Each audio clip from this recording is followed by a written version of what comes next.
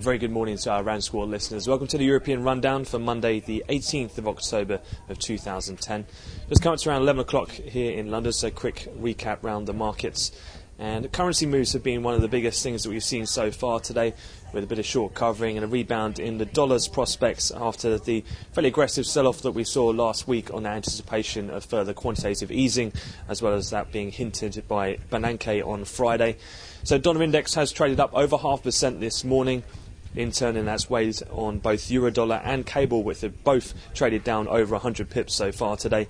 Also weighing on the euro, some comments at the weekend that Portugal are going to cut their growth estimates in their budget plans, and also as well for the UK, further calls for more quantitative easing from the Bank of England. This time the CEBR in Britain saying that their central forecast scenario is for an additional 100 billion in purchases. Also as well, there was some dovish comments.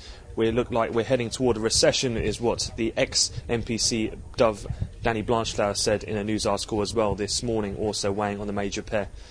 Consequently, with the stronger dollar, commodity prices have traded lower. Spot gold down 1% and WTI crude futures down over 50 cents, which has led the base and material sector to underperform.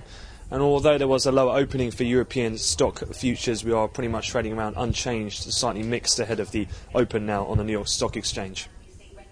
Nothing too much to report in terms of major economic data. It's been pretty quiet here in Europe. Next major event that will occur will be the Citigroup earnings. It'll be the second of the major US banks to report. We should see them at around 1 o'clock London time. But then looking ahead toward the US schedule of economic data, we've got no major 130s, however we'll have the TICS data later in the session. We've also got industrial production, capacity utilization, and also NAHB housing market index due for today's releases.